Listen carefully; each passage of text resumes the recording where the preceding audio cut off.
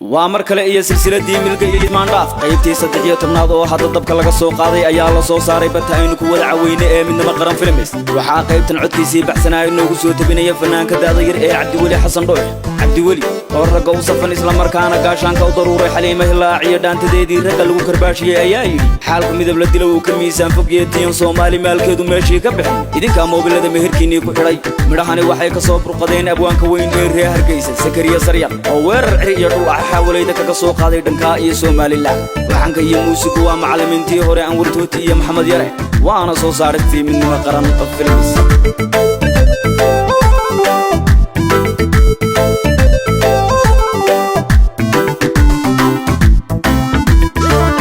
garta murugta iyo miiska hadalku yaal arrimaha markay raagu meel saarayaan sareeyay yaad soo martii jirteen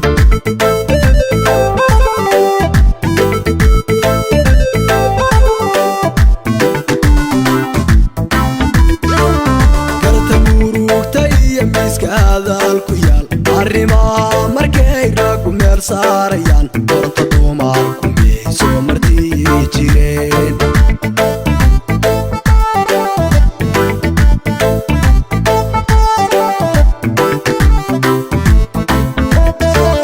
aadmeereyna jirin marna kama heshide ku yidhi malkaadana ku jaabin mar hore ruuxu kaa mudnaa marxabiyo gudoon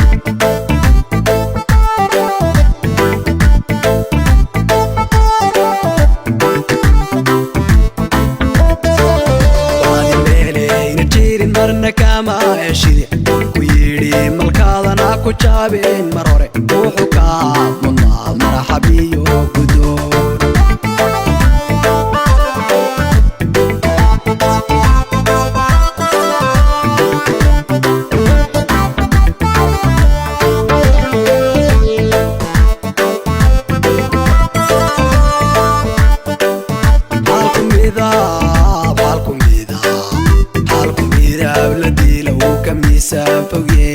xishooda tiyo Soomaali maalkeedii meeshii ka bixin ka jooga idinka moobilada meherkiinii ka dhigay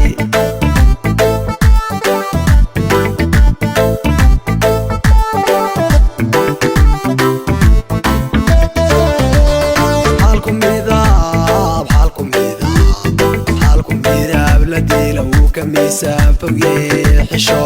xishooda tiyo Soomaali maalkeedii meeshii ka bixin ka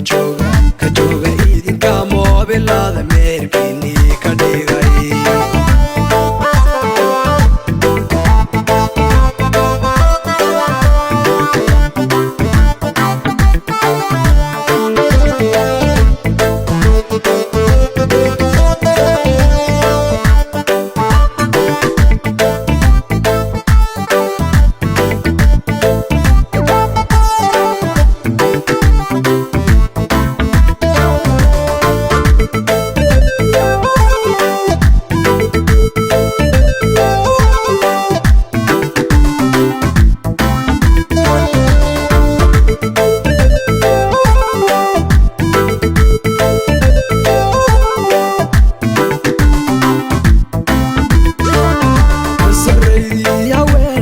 madax mariyo buuran iyo masayr mugdi inay gudan iyo maala awaal macnood soo ma noqon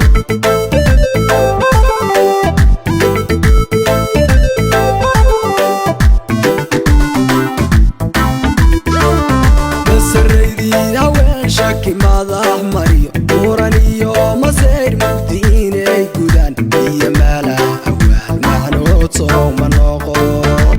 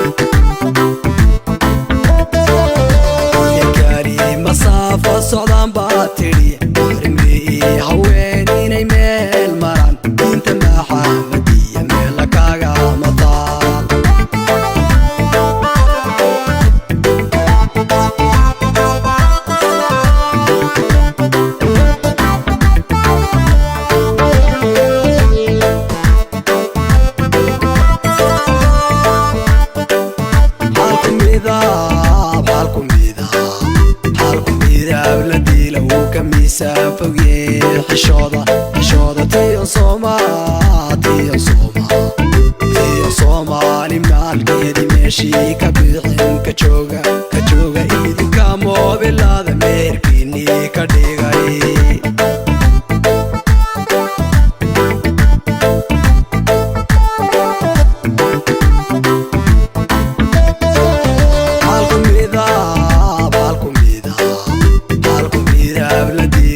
miisaan fogye xishooda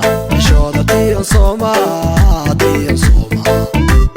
Soomaali maalkeedi meeshii ka bixin ka jooga idinka moobil